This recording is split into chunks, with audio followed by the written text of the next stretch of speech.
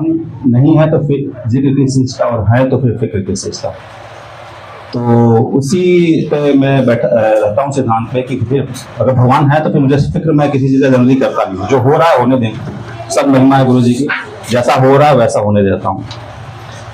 But हुआ क्या, अभी एक महीने पहले मुझे पता चला था कि लगभग जनवरी जून में कि पूर्वांचल ये सोसाइटी 137 वहाँ पे रघुवीर अंकल आने वाले हैं, वहाँ पर सत्संग है। तो मेरी इच्छा थी वहां पर जाने की, और मुझसे ज्यादा इच्छा थी मेरी आंटी की वहां पर जाने की। बट गुरु जी की महिमा कुछ और ही थी। हुआ क्या, उसके बाद हम लोग काफी दिनों से, आंटी मेरी बोल रही थी कि जाना है वहां पे, चूंकि रघुवीर अंकल जी भी आ रहे हैं तो उनसे भी मुलाकात, पहली मुलाकात होनी थी, तो एक ही इच्छा थी उनसे भी मुलाकात होगी, तो हम लोग चलते हैं वहां पे। बट उसके लगभग जब ये 7 जुलाई को, गुरु जी के बर्थडे से एक दिन जस्ट पहले 6 जुलाई को मेरी मम्मी को हार्ट अटैक आ गया। वो थी गोरखपुर में, पापा और मम्मी वहीं पर मतलब उस समय थे। और चूंकि हम लोग 3 भाई थे और 2 भाई यहीं रहते हैं और एक भाई जामनगर गुजरात में रहता है। तो स्थिति ऐसी थी कि कोई वहां पहुंच पाएगा, कैसे पहुंचेंगे हम लोग, मतलब। और घटनाएं और कुछ ऐसी सर्कमस्टेंसेस मेरे साथ थे कि मैं सेम डे नहीं निकल सकता था, मुझे निकलने में 2-3 दिन का समय था। तो सुबह सुबह मुझे खबर मिली कि मम्मी को जो है हार्ट अटैक आया है। तो मतलब, और मैं जब घटना मुझे सब ये सुनाई दिया तो मैं घर में भी अकेले था। तो मैं फिर मेरा जो मंदिर का दरबार है वहाँ पर गुरु जी की का भी स्वरूप लगा हुआ है और मंदिर पे मैं सीधे वहीं गया। शायद ये बात आंटी को भी नहीं पता कि मैं वहाँ गया, मैंने किसी को बताया नहीं था। मैं वहाँ गया और वहीं मत्था टेका कि देख लीजिएगा क्या है, क्योंकि हार्ट अटैक पहली बार मैं मतलब परिवार में सुन रहा हूँ, पहली बार किसी को हार्ट अटैक आया था। अंदर से अजीब सा हो रहा था। फिर 7 को हम लोग बर्थडे में नहीं जा पाए और 8 को मैं निकल गया गोरखपुर के लिए। मम्मी हॉस्पिटलाइज थी। अच्छा ये था कि पापा को तुरंत आइडेंटिफाई हो गया था विद इन हाफ आवर की हार्ट अटैक है, और तुरंत उन्होंने लेके हॉस्पिटल चले गए थे। With in half hour hospital में पहुंच गए, तो चीजें कंट्रोल में थी। बट वहां पर जब हम लोग पहुंचे तो डॉक्टर ने बोला कि बाईपास सर्जरी होनी है इनकी, यहाँ से आप इनको रेफर करो। तो हम लोग वहाँ से डिस्चार्ज 2-3 दिन का हॉस्पिटलाइजेशन था, वहाँ से डिस्चार्ज करा के फिर उनको ले आए यहाँ पे।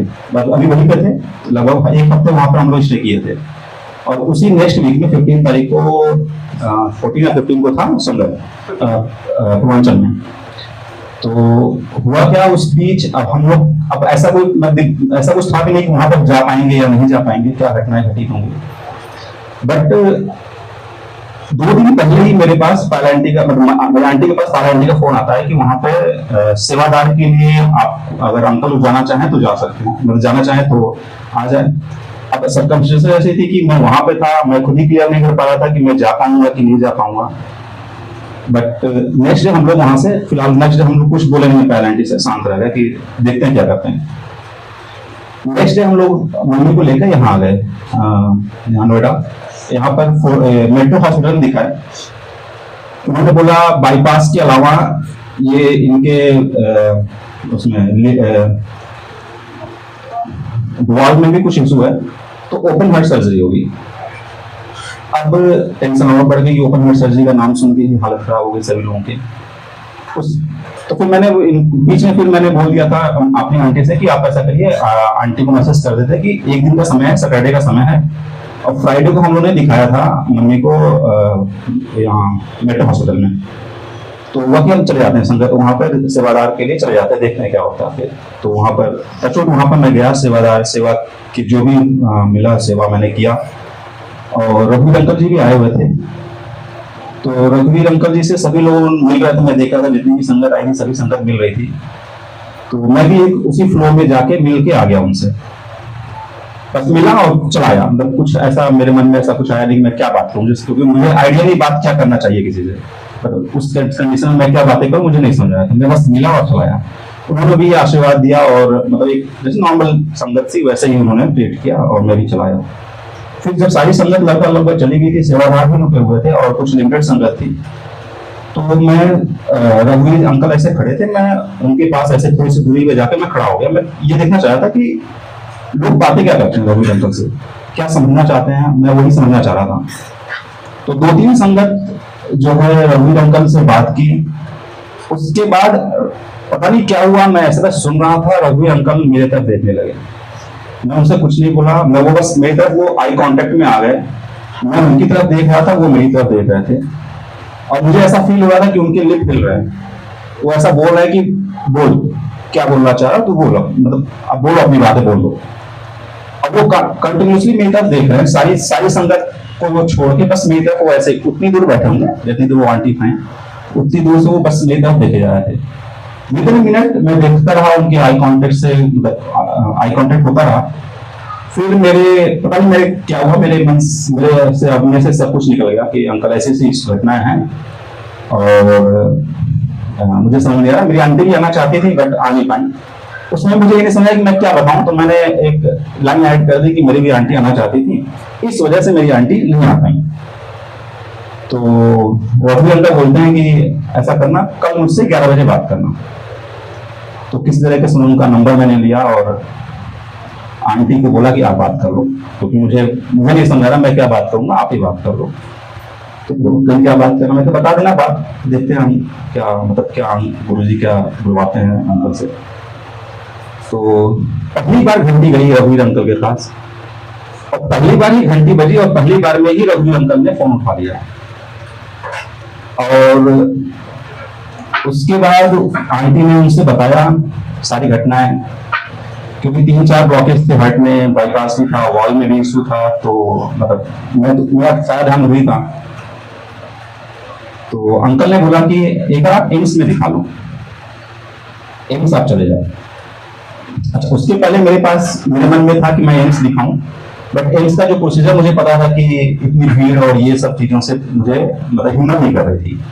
ये थी संडे की बात, संडे दोपहर के 11 बजे। ट्यूजडे को मेरा अपॉइंटमेंट था मेदांता गुड़गांव में मम्मी के लिए। तो मैं क्या करूं, फिर किसी तरह से कॉन्टेक्ट्स निकले।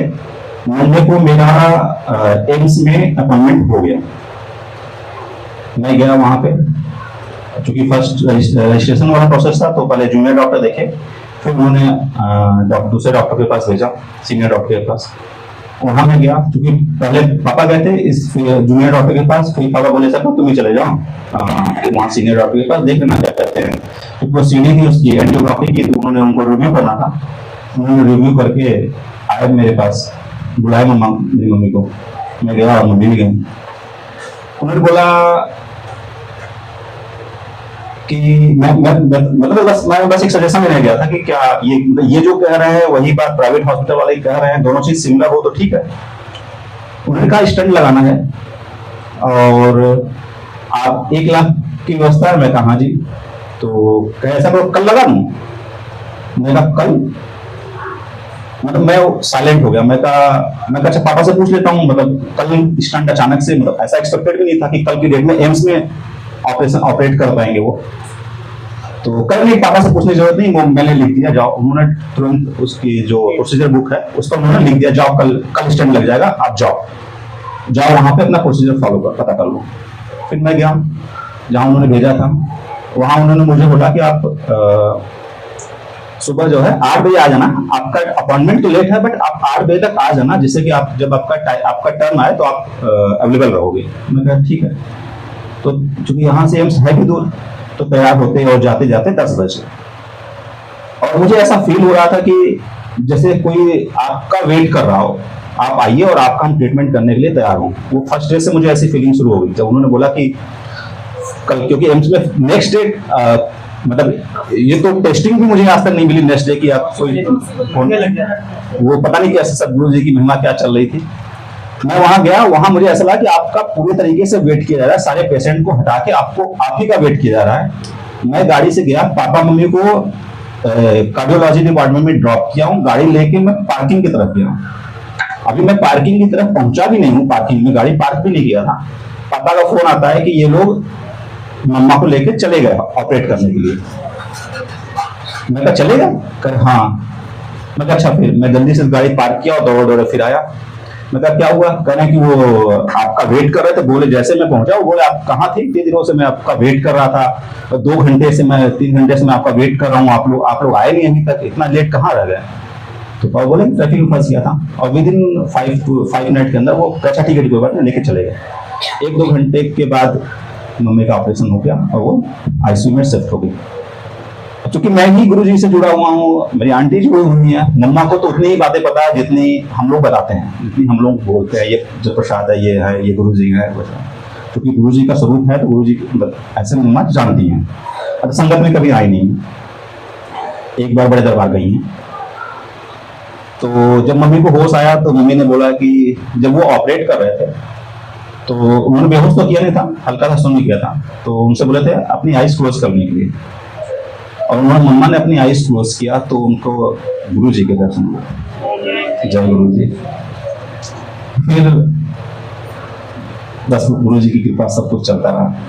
तो क्या बताऊं मैं इसके, ये पूरी घटनाएं घटित हुई हैं। और अभी तक का जो है गुरु जी का आशीर्वाद ही है कि अभी मम्मा जहाँ पर बाइक ओपन हार्ट सर्जरी होनी थी वहाँ केवल एक स्टंट से काम चल गया। वो भी डॉक्टर ने बोला 2 लगने हैं, ऑपरेशन करते समय उन्होंने केवल 1 ही लगाया। पता नहीं क्या जरूर